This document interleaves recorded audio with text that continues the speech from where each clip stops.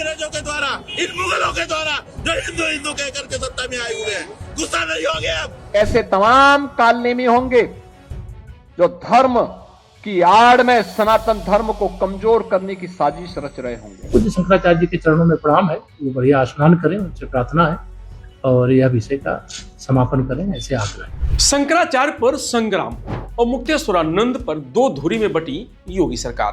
प्रयागराज में मुक्तेश्वरानंद और माघ मेला प्रशासन आमने सामने है। इस बीच सीएम योगी और डिप्टी सीएम केशव प्रसाद मौर्य ने भी एक दूसरे से हटकर बयान दिया है। जहां योगी आदित्यनाथ ने कहा कि किसी को परंपरा बाधित करने का हक नहीं है, ऐसे तमाम कालनेमी हैं जो धर्म की आड़ में सनातन धर्म को कमजोर करने की साजिश रच रहे हैं।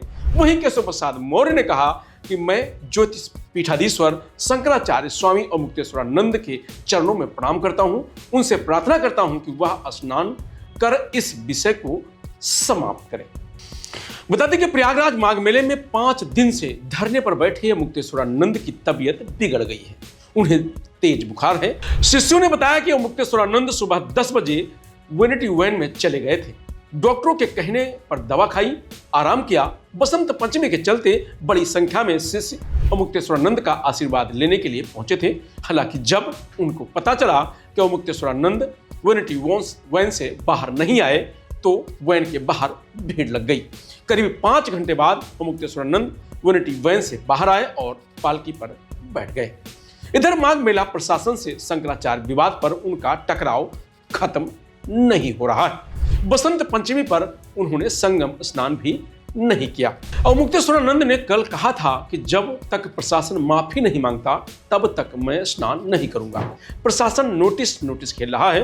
अभी मेरा मौनी अमावस्या का स्नान नहीं हुआ है तो मैं बसंत का स्नान कैसे कर लूंगा। हालांकि 2 नोटिस भेजने के बाद से प्रशासनिक अफसर इस पूरे मामले पर चुप्पी साधे हुए।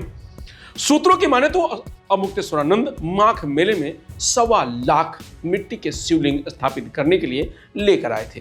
हालांकि मौनी अमावस्या को हुए विवाद के बाद वह स्थापित नहीं कर पाए हैं। इससे पहले गुरुवार को सीएम योगी ने मुक्तेश्वरानंद का नाम लिए बिना कहा था कि किसी को परंपरा बाधित करने का हक नहीं है। ऐसे तमाम कालनेमी हैं जो धर्म की आड़ में सनातन धर्म को कमजोर करने की साजिश रच रहे हैं। वहीं डिप्टी सीएम केशव प्रसाद मौर्य ने आजमगढ़ में कहा था कि मैं ज्योतिष पीठाधीश्वर शंकराचार्य मुक्तेश्वरानंद के चरणों में प्रणाम करता हूं। प्रार्थना है कि वह स्नान कर इस विषय का समापन करें। बता दें कि 18 जनवरी को माघ मेले में मौनी अमावस्या पर मुक्तेश्वरानंद पालकी में स्नान करने जा रहे थे। पुलिस ने उन्हें रोका और पैदल जाने को कहा। विरोध करने पर शिष्यों से धक्का मुक्की हुई। इससे नाराज मुक्तेश्वरानंद शिविर के बाहर धरने पर बैठ गए थे। प्रशासन ने मुक्तेश्वरानंद को 48 घंटे में 2 नोटिस जारी किए। पहले नोटिस में उनके शंकराचार्य की पदवी लिखने पर सवाल पूछे गए, जबकि दूसरे नोटिस में मौनी अमावस्या को लेकर हुए बवाल पर सवाल पूछे गए। प्रशासन ने चेतावनी दी थी कि क्यों ना आपको हमेशा के लिए माघ मेले से बैन कर दिया जाए। और मुक्तेश्वरानंद ने दोनों नोटिस के जवाब दे दिए। शंकराचार्य और मुक्तेश्वरानंद के शिष्य ने बताया कि मौनी अमावस्या से 1 दिन पहले भी उनकी तबीयत बिगड़ी थी। बसंत पंचमी पर भी सुबह से उनकी तबीयत ठीक नहीं है। दवाइयां दी गई हैं, जरूरत पड़ी तो डॉक्टर को बुलाया जाएगा। और मुक्तेश्वरानंद ने कहा कि प्रशासन नोटिस खेल रहा है। अभी मेरा मौनी अमावस्या का स्नान नहीं हुआ है तो मैं बसंत का स्नान कैसे करूं। पहले मौनी अमावस्या का स्नान करूंगा तभी दूसरा स्नान करूंगा। मुझे पहले मौनी अमावस्या का स्नान करवाएं। उन्होंने कहा कि गौ माता की रक्षा के लिए प्रेरणा यात्रा निकाली।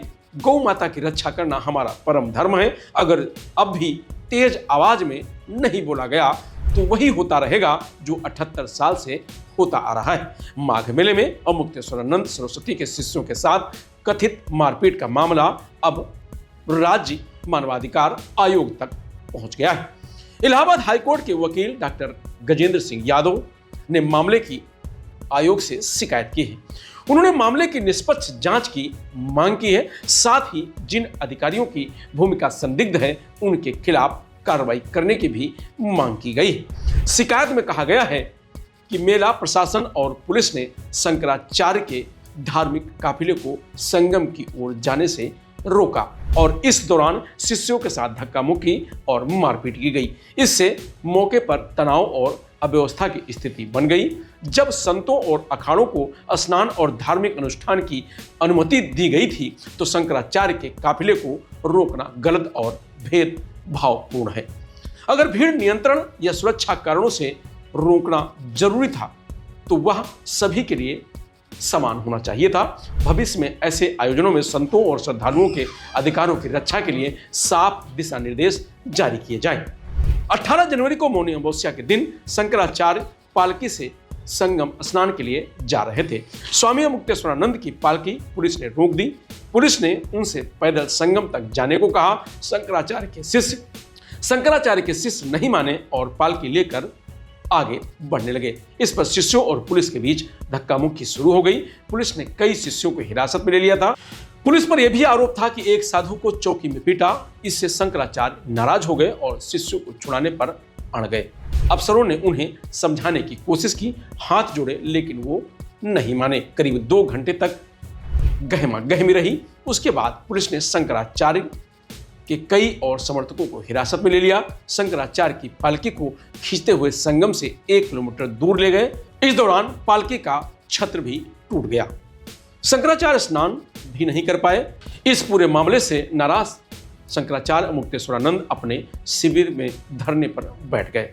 उन्होंने कहा कि जब तक पुलिस प्रशासन ससम्मान प्रोटोकॉल के साथ नहीं ले जाएगा तब तक वह गंगा स्नान नहीं करेंगे।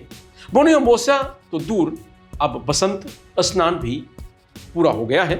अब देखना यह होगा कि इस लड़ाई में कौन झुकता है, प्रशासन या शंकराचार्य। फिलहाल इस खबर में इतना ही। आप देखते रहिए लोकमत हिंदी।